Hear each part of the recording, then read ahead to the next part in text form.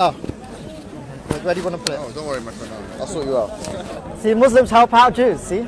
Listen, Muslims have always helped out Help Jews. you more. Seriously, and that's something that our religion tells us to do. Yeah, okay. Do you know, at the time of the Prophet, at the time of Umar ibn Khattab, one of the He's a good friend of mine. No. Hang on. Umar ibn Khattab is one of the It caliphs. usually works better. The second caliph, yeah? Yeah. A Jewish man came to him and he said to him, listen, I'm an old man. Yeah. And I'm an old man, Yeah. and I'm someone who's not receiving a pension. So he said to him, listen, let this old man and everyone like him who's a Jew receive a pension. Okay. You know? So in other words, the rights afforded to Jewish people in the context of Muslim lands Yeah. were extraordinary rights, which is why, for the most part in history, you'll find that Jews actually preferred to live with Muslims than with Christians. It's a general, overarching historical claim I'm making, but one which is substantiated with heavy evidence. Okay. Yeah. So I mean, I would agree with you. I would say that Jewish people had a very, very, very bad time in Europe, and they did fare much better in Muslim countries. Having said that, I don't think it was far from perfect. I mean, I think the idea of the jizya, I think that is fundamentally unfair. Why? Well, because you're charging a different tax to. It's a lesser tax. Yes. It really is a less tax. So if I look at it, if I Google it and look it up, and it'll show a lesser tax. Forget about Googling it. I'll give you the references. Please right do. Yeah, go on. The video will be up, so I can just if you give the references, I can watch. As I was saying I to can the watch person it before. yeah. Okay. According to the majority of mufassirun, actually the majority that I've read, Okay. that one of the only places in the Quran where the word jizya is mentioned is in chapter 9, verse 29. Okay. حتى يعطوا جزية عن يد وهم صاغرون. This verse. Yeah. Okay. Until they pay the jizya. Yeah. عن يد وهم صاغرون, they're subordinated. In other words, they are submissive to the text. You'll walk off. You'll end up walking off. That's I'll steal your mic. So look, two things are being said here. Number one, the jizya here, the word jizya, okay, literally is a tax that Jews and Christians and others have to pay in the context of an Islamic governance. Yeah? That jizya, okay, according to the majority of mufassirun, they say it's like a dirham or half a dirham or whatever. Now, whatever that is less than the zakah. Because the zakah, according to all the fuqaha, okay, or the jurists, they say it's 2.5% of the zakatul mal is 2.5%. Then you have zakat al-fitr, where you have to pay an additional amount. There's different kinds of zakat. If you have animals, you have to pay zakat on the animals. And there's a whole discussion on zakat which we can't go into, but it's basically more. You have more obligation. Now, the reason why there's a change in word, why is it zakat for the Muslims and not zakat for the Christians and Jews? The word zakat, it comes from tazkiyah. Tazkiyah means purification. So really, It's the same as tzedakah. In Jewish we have a tzedakah.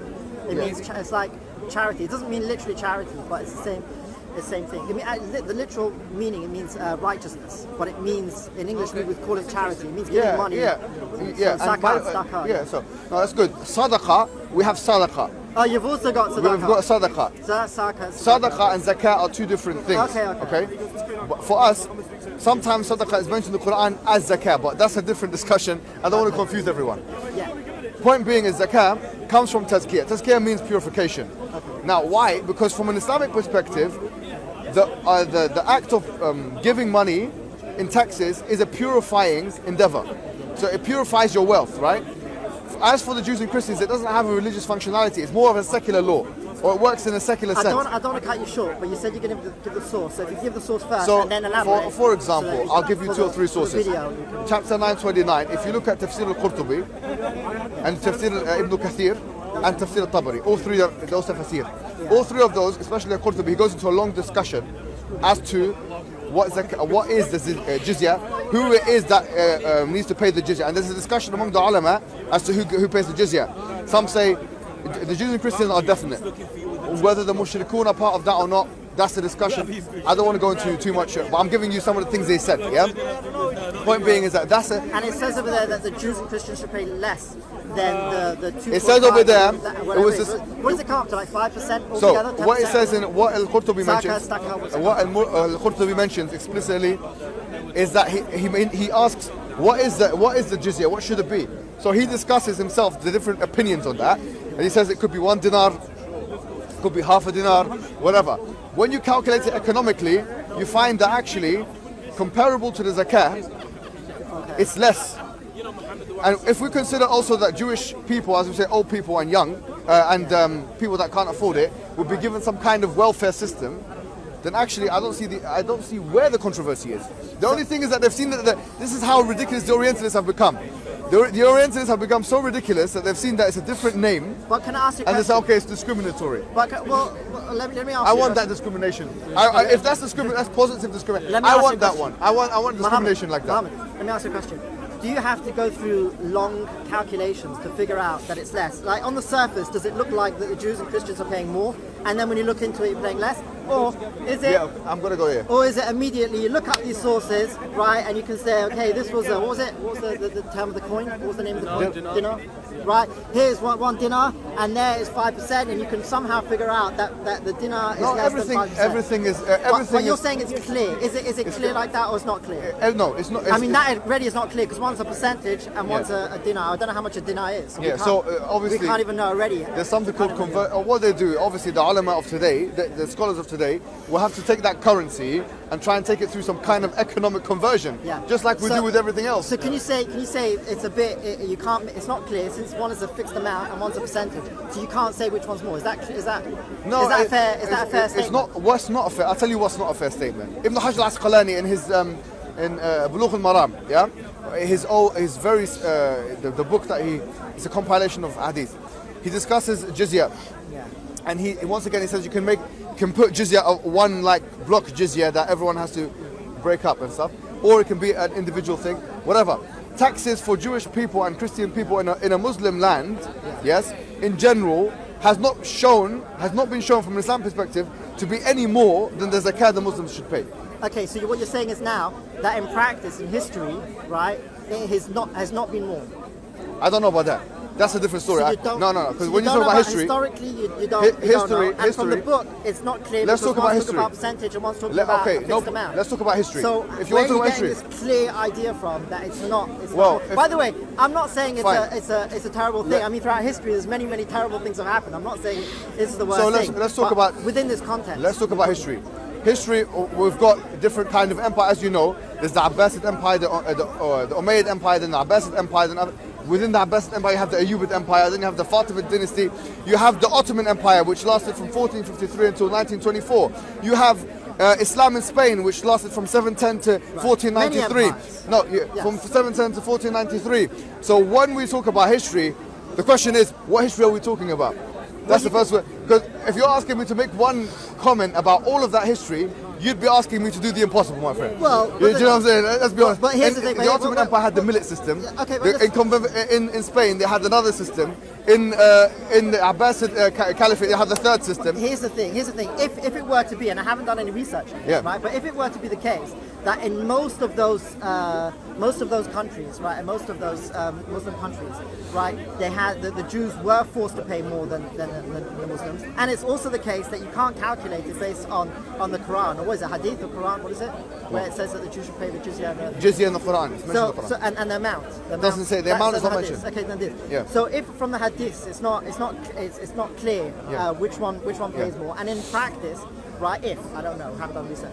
If in practice they always did pay more, then you can't claim that the Jews pay, Jews no, and Christians pay less. I never claimed that they paid less. I said they should pay. There's a difference between a statement of should and ought. Yeah, I say ought to have, should have. See, look.